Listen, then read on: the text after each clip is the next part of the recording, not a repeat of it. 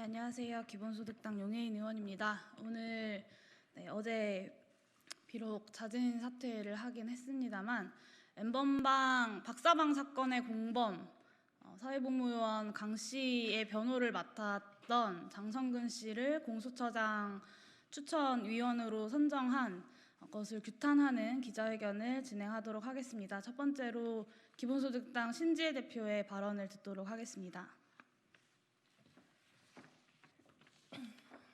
기본소득당 상임대표 신지혜입니다. 어제 더불어민주당 이해찬 대표가 박원순 시장 미투 의혹에 대해 사과했습니다. 네 문장의 사과였고 그 속에 재발 방지가 있었습니다.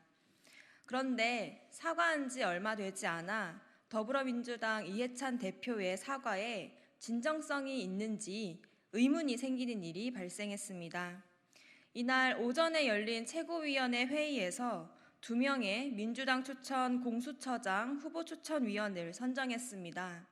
그중 장성근 전 경기중앙변호사회 회장이 N번방 사건 공범의 변호를 맡았던 것이 밝혀져 논란이 되자 선정된 지 반나절이 되지 않아 사퇴했습니다.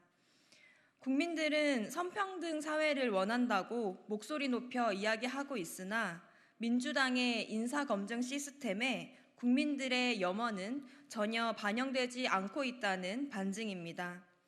민주당은 장 전 회장을 사회의 다양한 목소리를 대변한 인물이라는 이유로 추천했습니다. 사회의 목소리 중 성평등을 요구하는 국민들의 목소리는 들리지 않는지 묻고 싶습니다.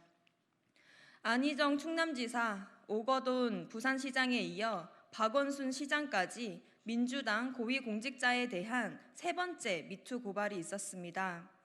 소 잃고 외양간 고치는 것도 문제입니다만 어제와 같은 논란은 지금의 민주당이 제대로 외양간을 고칠 의지가 있는지 되묻게 됩니다. 특히 지난 4월 오거돈 부산시장을 제명하며 민주당 내 젠더폭력 근절 예방을 위한 태스크포스를 설치했으나 3개월이 채 지나지 않아 위력에 의한 성폭력 고소가 또 발생했습니다. 여론을 잠재우기 위한 보여주기식 처방이 아니라면 반복되고 있는 인사검증 실패를 인정하고 제대로 된 재발 방지 대책을 세워야 합니다. 민주당의 인사검증 시스템에 결여되어 있는 것은 바로 성평등 항목입니다. 민주당이 추천하고 공천하는 모든 인사에 성인지 감수성을 인사검증 요건에 포함시키고 이를 제대로 교육하고 심사하기 위한 방안을 마련하여 국민들에게 보고해 주기를 요구합니다.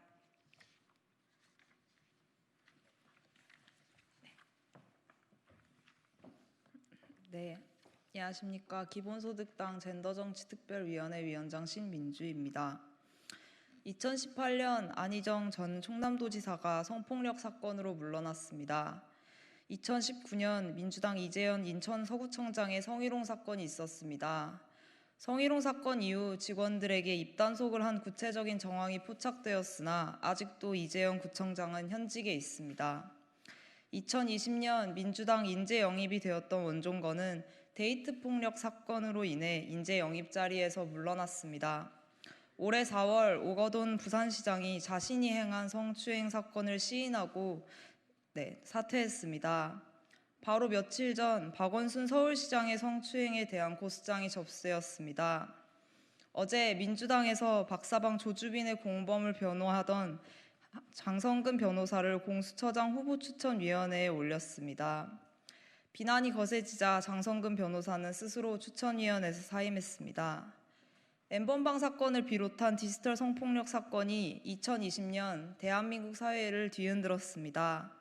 나도 피해자가 될지도 모른다는 생각과 내 옆을 지나가는 사람들이 가해자일지도 모른다라는 감각은 여성의 삶을 가로막는 두려움이 되었습니다. N번방 사건에 대한 전 국민적 분노는 디지털 성폭력에 대해 안일하게 대응했던 국가 자체에 대한 문제제기이기도 하였습니다. 이러한 상황에서 민주당이 박사방 공범을 변호한 인물을 공수처장 후보추천위원회에 올린 사실은 많은 국민들에게 우려와 상처가 되었습니다. 다행히 장성근 변호사가 스스로 사임한 것으로 사건이 일단락됐지만 성인지적 감수성이 없는 후보가 추천되고 스스로 사임하는 것이 반복되는 상황은 결코 긍정적으로 볼 수 없는 사안입니다. 총선 직전 인재 영입 과정에서 회자된 후보자 자질 문제가 아직도 이어지고 있다는 사실에 유감을 표명합니다. 문제에 대해 근본적 대책을 내놓지 않는다면 그것은 반복될 수밖에 없습니다. 민주당에서 책임 있는 대응책과 재발 방지 대책을 시급히 제시하기를 촉구합니다. 감사합니다. 네, 반갑습니다. 기본소득당 용혜인 의원입니다. N번방 공범 변호인에게 고위공직자를 수사할 처장을 추천할 자격이 없습니다.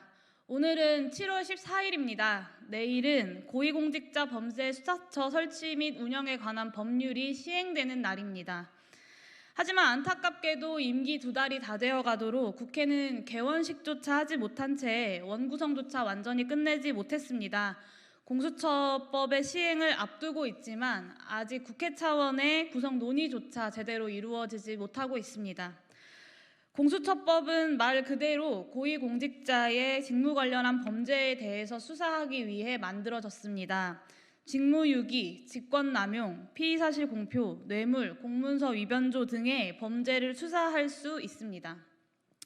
공수처장은 고위공직자들의 범죄를 변호하는 사람이 아닙니다. 그 누구보다도 고위공직자들의 권력형 범죄를 파헤쳐야 하는 사람입니다. N번방 공범의 변호를 맡았던 이가 고위공직자의 이러한 위법행위에 대해 수사할 공수처장을 추천하는 여당 몫의 공수처장 후보 추천위원으로 선정된 것에 깊은 유감을 표명합니다.